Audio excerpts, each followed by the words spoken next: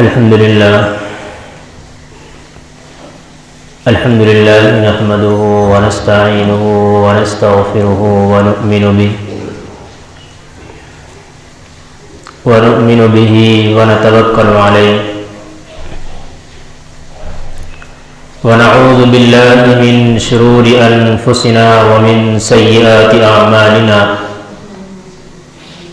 من يهده الله فلا مضل له ومن يضلله فلا هادي له ونشهد أن لا إله إلا الله وحده لا شريك له ونشهد أن سيدنا ومولانا محمدا عبده ورسوله صلى الله عليه وعلى آله وأصحابه وبارك وسلم تسليما كثيرا أما بعد فأعوذ بالله من الشيطان الرجيم بسم الله الرحمن الرحيم سابقوا إلى مغفرة من ربكم وجنة عرضها كعرض السماء والأرض وقال تعالى وسارعوا إلى مغفرة من ربكم وجنة عرضها السماوات والأرض قال النبي صلى الله عليه وسلم الكيس من دان نفسه وعمل لما بعد الموت وقال النبي صلى الله عليه وسلم من كذب علي متعمدا فليتبوأ مقعده من النار أو كما قال عليه الصلاة والسلام. قرآن کریم کی آیات اور نبی کریم صلی اللہ علیہ وسلم کی دو حدیث پڑھی ہے. سب سے پہلے اللہ تبارک و تعالی سے دعا ہے کہ اللہ تبارک و تعالی صحیح طرح سے بات کہنے کی، سننے کی، سمجھنے کی اور پھر ہم سب کو اس پر عمل کی توفیق نصیب فرمائے. قرآن کریم کی یہ جو آیات ہیں یہ بہت جامع آیات ہیں. اللہ تعالیٰ نے انسان کو بنایا ہے، دنیا میں بھیجا ہے. اس سے اللہ تبارک و تعالیٰ ہم سے کیا چاہتا ہے اور ہمیں کیا بنانا چاہتا ہے.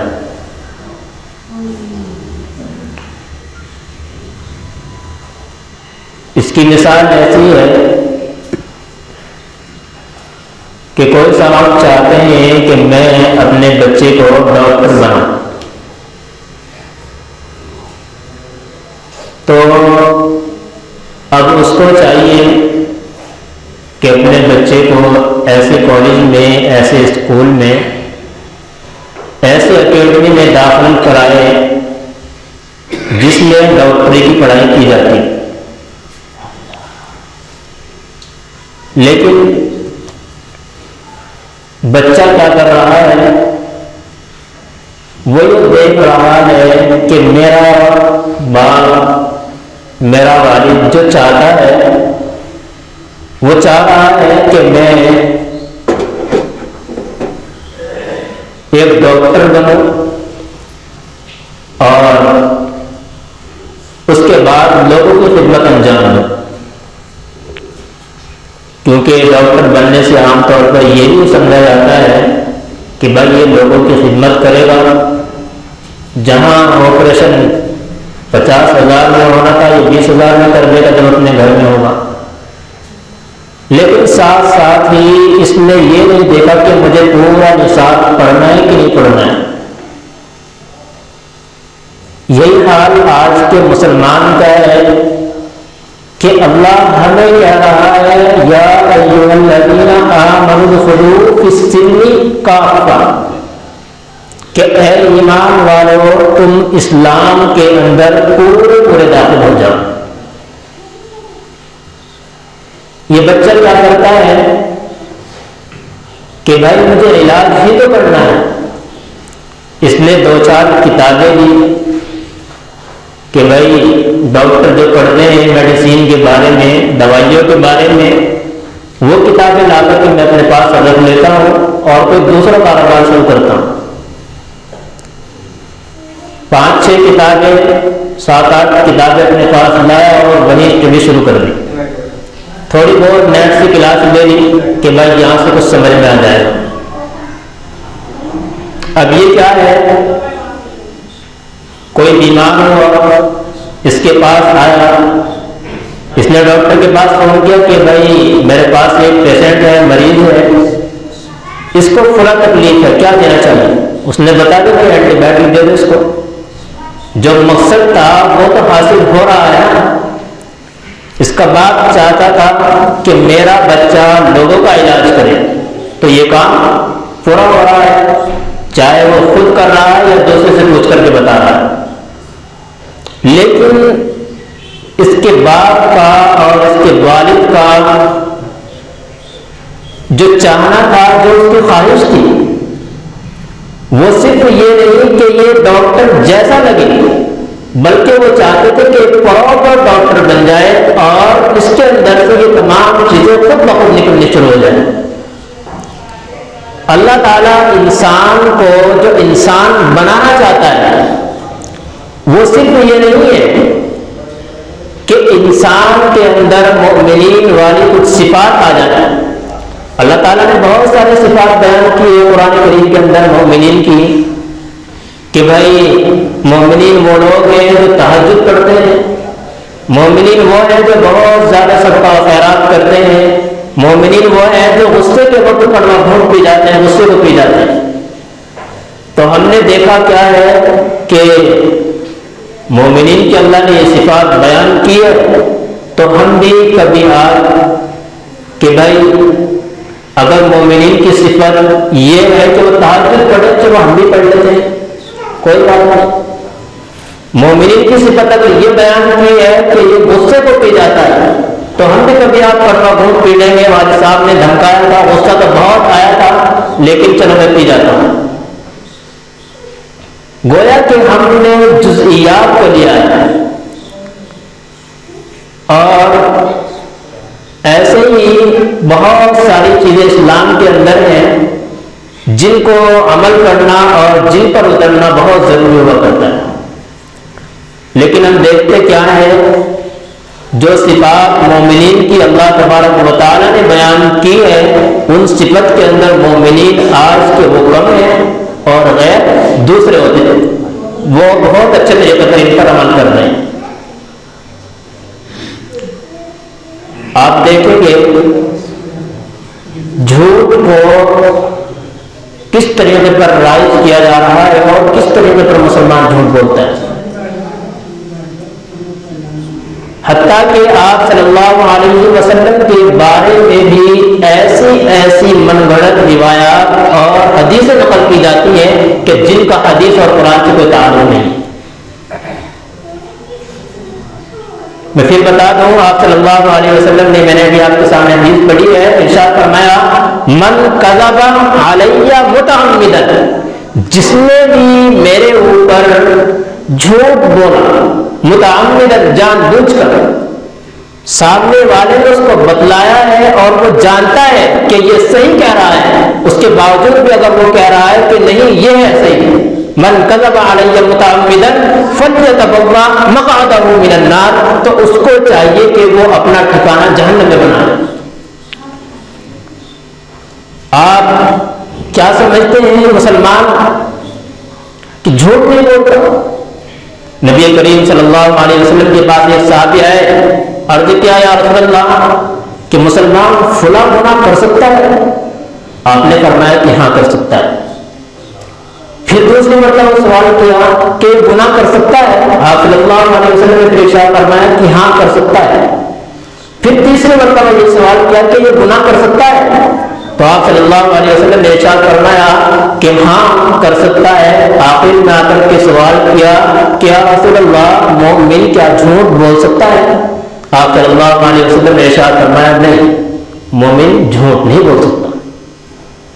یہ جھوٹ ایک ایسی چیز ہے، ایسی صفت ہے کہ جس کو کفار کے اندر بھی اگر دیکھا جائے، روایات سے معلوم ہوتا ہے وہ بھی بہت برا سمجھتے تھے۔ حضرت ابو سفیان رضی اللہ تعالیٰ عنہ ابھی مسلمان نہیں تھے، آپ صلی اللہ علیہ وسلم کے ساتھ بہت بڑی تکڑی دشمنی اسلام سے پہلے ان کی تھی، بہت نقصان کیا ہے آپ صلی اللہ علیہ وسلم کا، آپ کے اصحاب کا۔ ایک مرتبہ جا پھنسے کہیں بادشاہ ہرقل کے پاس، آپ صلی اللہ علیہ وسلم کے بارے میں بادشاہ نے کچھ معلومات اکٹھی کرنی شروع کی، اور یہ اپنے پورے قافلے کے ساتھ تھے، پوری جماعت کے ساتھ تھے ابو سفیان رضی اللہ تعالیٰ۔ تو ان سے بادشاہ نے معلوم کیا، ارے بھائی تم جو لوگ یہاں پر آئے ہو، میں تمہارے مکہ کے بارے میں کچھ اس طرح کی باتیں سننا، کیا یہ صحیح ہے؟ انہوں نے کہا کہ جی ہاں ہے۔ اچھا ایک بات بتائیں مجھے کہ کیا جس شخص نے نبوت کا دعویٰ کیا ہے اس کی آپ کے درمیان زندگی جو گزری ہے 40 سال کی، اس سے پہلے اس نے کبھی جھوٹ بولا ہے؟ یہ کہنے لگے نہیں، 40 سال کی مدت گزر چکی ہے، آج تک آپ صلی اللہ علیہ وسلم نے جھوٹ نہیں بولا ہے، تو یہ کیسے ہو سکتا ہے کہ ایک انسان پوری زندگی جھوٹ نہ بولے؟ 40 سال کا بہت عرصہ ہوتا ہے، اور ایک دم سے اتنا بڑا دعویٰ کرے کہ میں نبی ہوں اللہ کا۔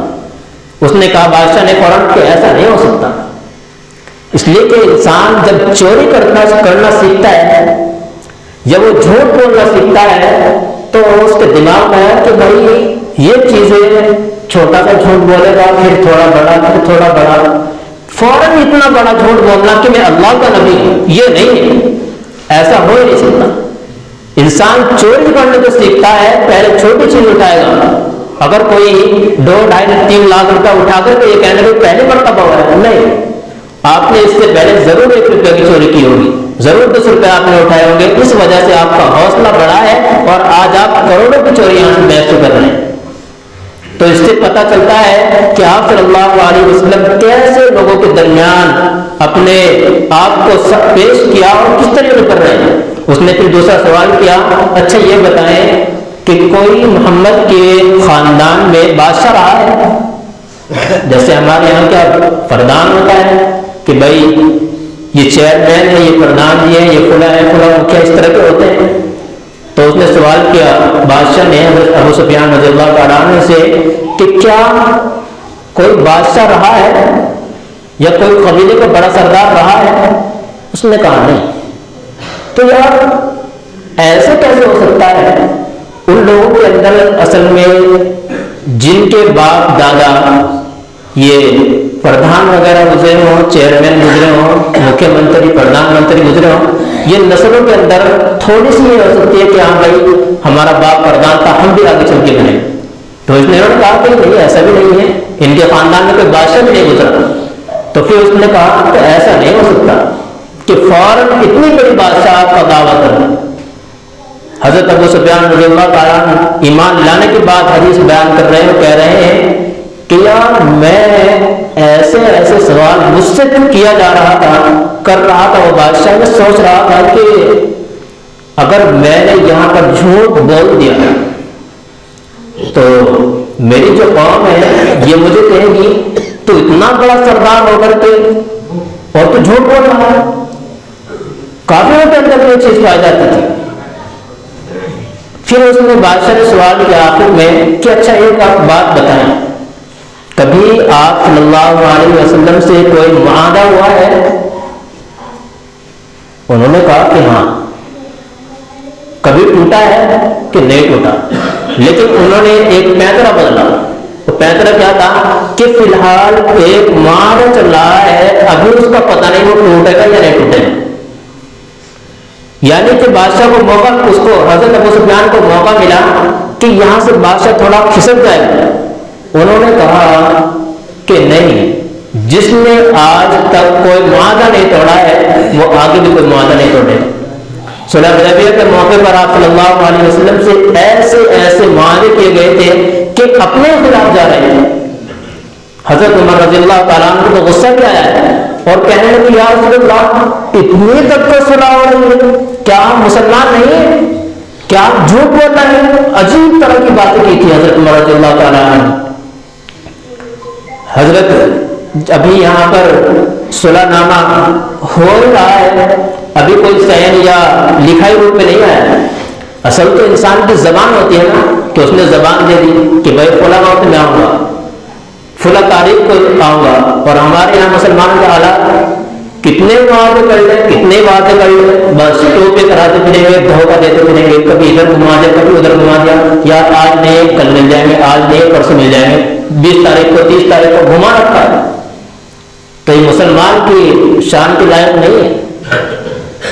آپ صلی اللہ علیہ وسلم کا معاہدہ دیکھیں یہاں پر صلح حدیبیہ کے موقع پر آپ صلی اللہ علیہ وسلم سے معاہدہ کیا گیا ہے۔ ایک معاہدہ ان میں سے یہ تھا کہ اگر کوئی شخص مدینے سے مومن بن کر آپ کے پاس آئے گا تو آپ اس کو ہمارے پاس واپس کریں گے۔ مشرکین مکہ نے شرط لگا، آپ صلی اللہ علیہ وسلم نے کہا ٹھیک ہے۔ ابھی ادھر کہا ہی تھا ٹھیک ہے، کچھ ہی دیر ہوئی تھی حضرت ابو جندل رضی اللہ تعالیٰ آئے اور آپ کے لشکر میں شامل ہونے لگے۔ جو یہ لوگ یہاں پر بیٹھے ہوئے تھے کہ ابھی صلح نامہ لکھا جا رہا تھا کہ یہ معاہدے ہیں، تو انہوں نے دیکھا کہ یہ تو پہلے ہی ابھی صلح نامہ پورا ہوا بھی نہیں ہے، پہلے یہاں پر آ کر بیٹھ گئے۔ تو انہوں نے کہا یا رسول اللہ آپ زبان دے چکے، آپ نے کہہ دیا ہے، ان کو ہمارے پاس واپس کریں، ان کو لوٹائیں۔ حضرت ابو جندل رضی اللہ تعالیٰ سوچنے لگے یار میں اتنا خطرناک اور اتنے خطروں سے لڑ کر کے یہاں پہنچا ہوں مسلمان بن کر کے، اور مجھے واپس کیا جائے گا۔ صحابہ بھی سوچ رہے ہیں آپس میں کہ یار کیا ہوگا، لیکن آپ صلی اللہ علیہ وسلم نے کہا ابو جندل نہیں، آپ ہمارے پاس نہیں رہ سکتے۔ یہ معاہدہ اگرچہ ریٹن فارم میں نہیں آیا ہے، ابھی لکھا نہیں گیا ہے، لیکن میں زبان دے چکا ہوں کہ میں واپس کروں گا، اس لیے آپ چلے جاؤ۔ تو یہ حضرت ابو جندل رضی اللہ تعالیٰ بہت چالاک، اللہ نے ٹھیک ٹھاک ان کو عقل دے رکھی تھی، اور صحابی اور ایمان کس درجے کا ہوگا ان حضرات کا۔ انہوں نے کہا ٹھیک ہے یا رسول اللہ میں چلا جاتا ہوں۔ یہ جو صاحب یہاں پر موجود تھے ان کے پاس تلواریں تھیں، وہ زمانہ تلواروں کا ڈھال وغیرہ کا تھا، تو انہوں نے ایک چال کھیلی۔ انہوں نے کہا کہ یار یہ جو تمہارے پاس تلوار ہے بہت اچھی لگ رہی ہے، بہت زبردست چمک رہی ہے، ذرا دکھانا تو۔ اب جو اندر سے کھوکھلے ہوتے ہیں نا، یہ تھوڑی سی تعریف کی وجہ سے ایک دم غبارے بن جاتے ہیں، پھول جاتے ہیں۔ ابھی انہوں نے تھوڑی سی تعریف کی ہے، فوراً ہاتھ میں تلوار تھما لو جی دیکھو، اچھا دیکھو، صرف نیامنے سے دیکھ کر کے اس کو دیکھو تو چیک کر لو چلتی کیسی ہے، بس نکالی تلوار اور گردن سپا اڑا دیا تھا۔ اب وہ دوسرا والا بچ گیا یا مار دیا اس کو حضرت ابو جندل رضی اللہ تعالیٰ نے، لیکن بہرحال یہ بچ گئے۔ اب انہوں نے دماغ میں سوچا کہ آپ صلی اللہ علیہ وسلم کے پاس اگر میں جاؤں گا تو آپ اپنے وعدے کے مطابق، اپنے وعدے کے مطابق مجھے واپس کر دیں گے، لیکن میرا معاہدہ نہ آپ صلی اللہ علیہ وسلم سے ہے اور نہ مشرکین مکہ سے، تو میں کوئی تیسری راہ اختیار کرتا ہوں۔ تو اب انہوں نے کیا کام کیا، اپنے آپ وہاں سے نکلے اور جا کر کے ڈیرا ڈالتے ایک سمندر کے پاس، ساحل کے کنارے پر۔ تو وہاں جب رہنے لگے، کچھ لوگوں کو معلوم ہوا کہ ایسے ایسے حالات پیش آئے ہیں، تو جتنے بھی مسلمان ہو رہے ہیں آپ صلی اللہ علیہ وسلم کے پاس جانے کے بجائے وہ حضرت ابو جندل کے پاس سمندر کے کنارے پر پہنچ جاتے ہیں، ساحل سمندر پر پہنچ جاتے ہیں، اور وہاں جا کر کے اچھا خاصا نظرات کی ایک جماعت بنی، ایک ڈیرا سا بن گیا ٹھیک ٹھاک۔ اب انہوں نے جو قافلے لوٹنے شروع کیے ہیں، تو اب یہ جو مشرکین مکہ تھے، کیونکہ اس وقت میں تجارت کا جو ذریعہ تھا وہ یہی تھا کہ ایک جگہ سے دوسری جگہ آپ سامان لائیں گے وہاں سے لا کر کے بیچیں گے، اس طریقے پر یہی کاروبار تھا لوگوں کا، دوسری جگہوں پر جانا پڑا کرتا تھا۔ تو اب انہوں نے قافلے لوٹنے شروع کر دیے۔ اب مشرکین کے سر میں درد ہونا شروع ہو گیا، یہ تو بہت گڑبڑ ہو گیا کام۔ اب انہوں نے خود آ کر کے آپ صلی اللہ علیہ وسلم کے پاس اس معاہدے کو ختم کیا ہے کہ ہمیں نہیں چاہیے، اپنے مسلمانوں کو اپنے پاس بلا لیں، ہم یہ معاہدہ کرتے ہی نہیں۔ تو دیکھیے اللہ تعالیٰ نے اس ایک معاہدے کی وجہ سے اسلام کا کتنا بڑا فائدہ کیا۔ اور یہاں سے سبق اور ملتا ہے کہ ہر کام جذبات میں کرنے کا نہیں ہوتا۔ اگر آپ صلی اللہ علیہ وسلم جذبات میں آ کر کے یا ابو جندب رضی اللہ تعالیٰ عنہ کے رونے کی وجہ سے، ان کے کہنے کی وجہ سے آپ یہ کہہ دیتے کہ بھائی نہیں ابھی ریٹن فارم میں نہیں آیا ہے، تو رکھ سکتے تھے، اور یہ کہتے تھے کہ بھائی میں کافر ہو رہا ہوں، تب بھی آپ چھوڑ سکتے تھے۔ لیکن آپ صلی اللہ علیہ وسلم نے ایسا بالکل نہیں کیا۔ آپ کو یہاں سے درس ملتا ہے کہ بھائی ہر کام کوئی جذبات میں آ کر کے فوراً الن پلن اس میں مچا دینا، گڑبڑی مچا دینا، یہ اچھی چیز نہیں ہے۔ ٹھنڈے دماغ سے سوچے انسان کیسے اللہ تبارک و تعالیٰ نے پھر فتح نصیب کی ہے کہ تمام حضرات آپ صلی اللہ علیہ وسلم کے پاس موجود ہوئے۔ تو بزرگوں، ان میں یہ چھوٹی چھوٹی چیزیں ہیں، یہاں سے ہمیں درس ملتے ہیں، سبق ملتے ہیں کہ ہمیں کن چیزوں کو لے کر کے چلنا چاہیے۔ اللہ تعالیٰ ہمیں سمجھ کے عمل کی توفیق نصیب فرمائے۔ وآخر دعوانا الحمد للہ رب العالمین۔